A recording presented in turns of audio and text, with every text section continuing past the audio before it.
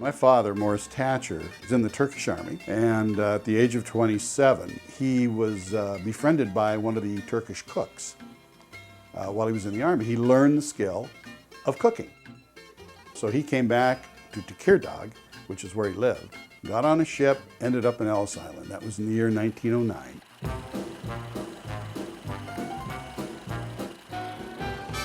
My father purchased a tavern called the Virginia Inn, and that worked out fairly well. And then the Second World War came along, and he decided to sell the Virginia Inn and started the Cozy Corner. Subsequently, he decided that he'd move over to the Sanitary Market, and that was approximately about 1949, 1950.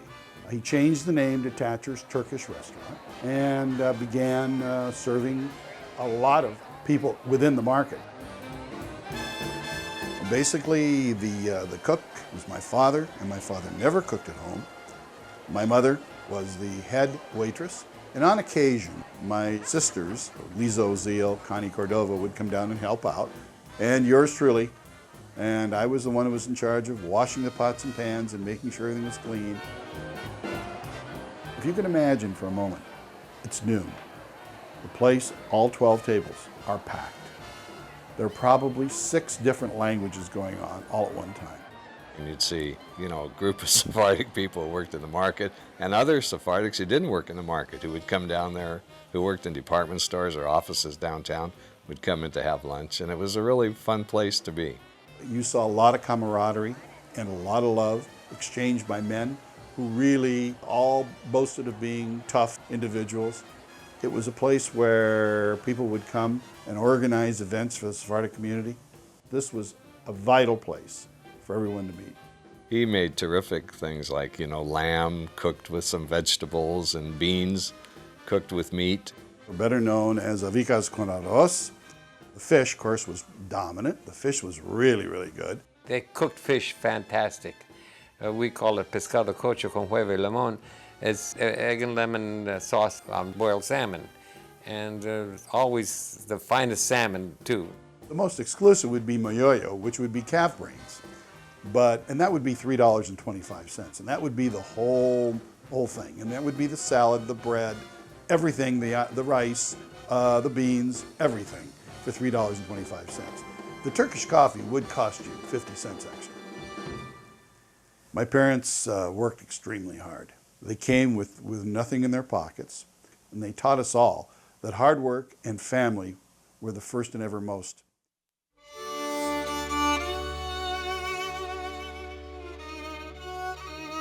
In meeting the first Jews in Seattle, my grandfather, Solomon Calvo, could not prove to them that he was Jewish. He had a very difficult time. First of all, he read Hebrew funny, and secondly, he couldn't communicate in any other language with them. So he pulled out a prayer book, and he had some tallis in his hands that he put on his shoulders. And he read from the prayer book, and this mystified them even further. They couldn't believe these strange guttural sounds were coming from somebody who was really Jewish.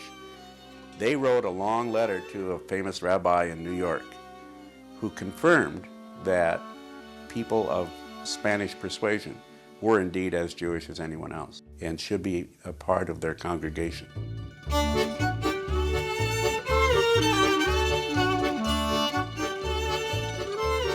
The flow of Sephardic Jews into Seattle continued as husbands sent for wives and brothers sent for siblings. By 1908, the Sephardic community had grown to more than 500, enough so that the Sephardic Jews withdrew from the Ashkenazic synagogue, and the Turks and the Rhodesleys brought together their separate traditions for high holiday services in a rented hall.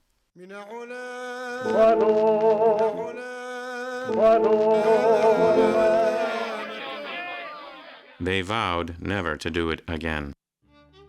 Despite their variations in religious rituals, the Jews of Turkey and the Jews of Rhodes remained close, living within walking distance of each other in the Yesler Way, Cherry Street neighborhood. The Turks founded the Sephardic Bikur Cholim, and the Rhodesleys established Ezra B'Sereth, building their synagogues just 5 blocks apart on Fur Street.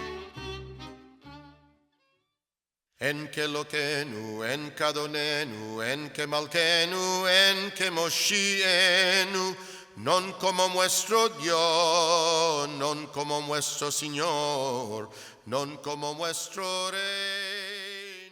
Nobody more devout Jew than my father. He was, whenever he did go to the synagogue, he took over as cantor. Saturday was tough for my dad. He was used to going to synagogue every Saturday. My parents really disliked working on Shabbat. But he had to support the family. And to do that, he had to work on Saturday. Saturday was always the biggest day. And Shabbat being the busiest day in the market, they had no choice. But he closed down on Yom Kippur and Rosh Hashanah. Those days, the market shut down.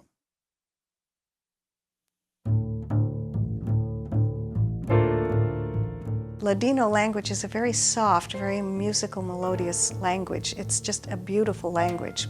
When my grandfather was ruling the roost as he did in his house, we spoke Ladino. And there were a lot of great expressions that came from that. Salud para muchos años. And it's just a beautiful, beautiful expression, which means good health for many years. Bendichos manos, which really means blessed hands, hands that have done magnificent preparation for food. Come con gana, eat with a good appetite.